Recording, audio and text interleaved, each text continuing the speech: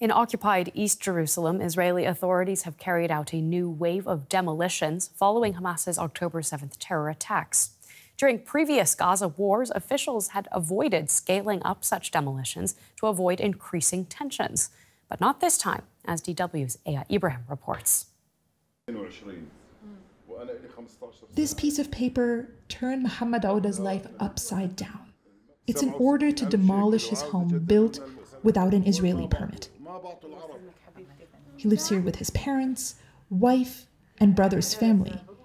He tells me theirs was just one of 13 demolition orders Israeli authorities issued in the area that day.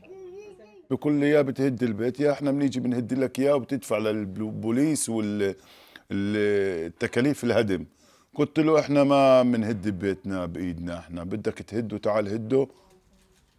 Mohammed and his family live in East Jerusalem. Israel occupied it in the 1967 war and annexed it in 1980, declaring the whole city its eternal, undivided capital.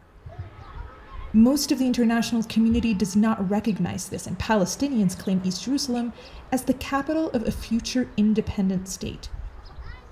A majority of Jerusalem's 360,000 Palestinians live here, yet they find getting permits to build homes virtually impossible, according to the UN.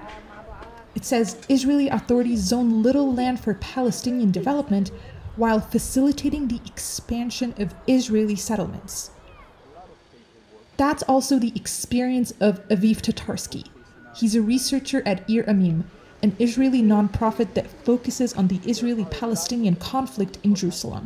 The permit regime is being controlled by the municipality based on zoning plans that are controlled by the government.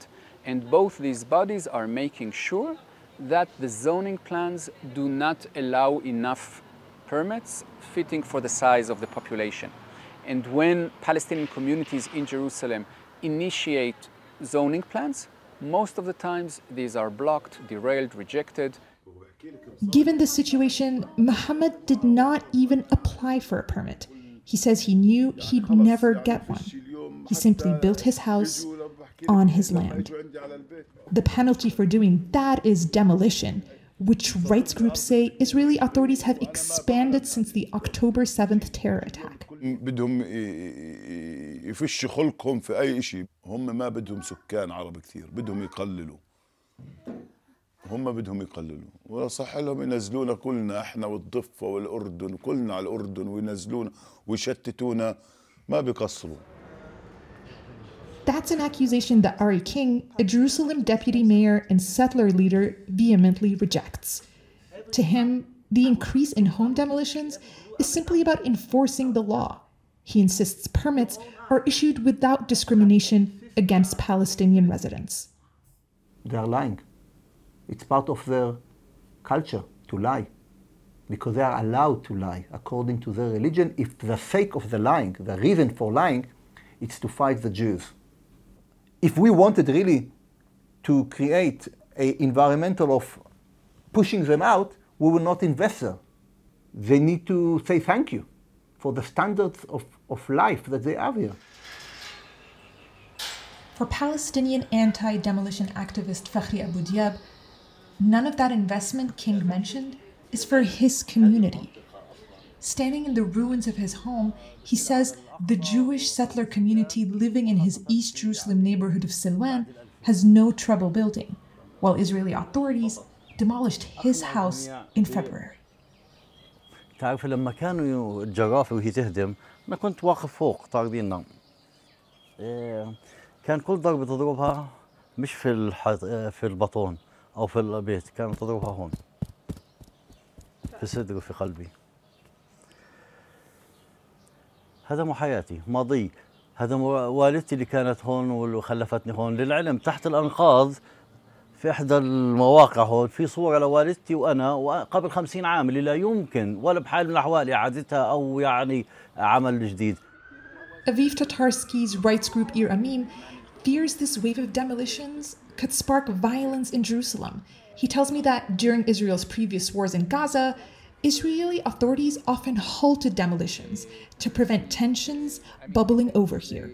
This time we see an opposite policy We understand that this government sees a conflagration not as a risk. It's an opportunity. It allows it to carry out more and more violent and drastic measures.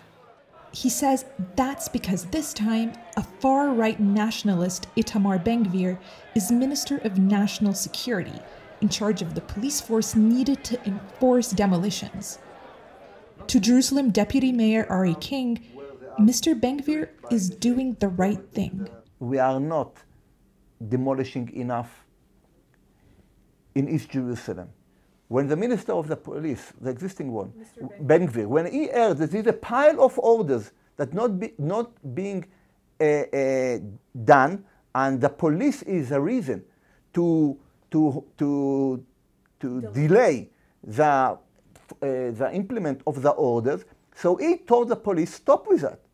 This is part of the law system of Israel. It's a system of law that Palestinians in East Jerusalem I spoke with believe was never made for them. As he waits for the bulldozer to come and demolish his home, Mohammed tells me what his plans are. إذا هدوا البيت إحنا رايحين نبني خيمة ونقعد هون، مش رايحين نترك بيتنا، مش رايحين نترك، فيش إلنا مأوى تاني نروح له. ما في مأوى تاني. ما في إلنا محل تاني نروح. إحنا 9 أنفار. Fakhri has started rebuilding, even though he knows it may all be demolished.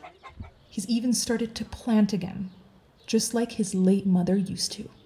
شغلتين في الدنيا احنا بنقدسهم، ذكرى آبائنا وأجدادنا وأراضينا. وما نتنازلش عنها. فلذلك هم يتعمدوا هدم حياتنا، هدم هويتنا، هدم ذكرياتنا قبل ما يهدموا الجدران.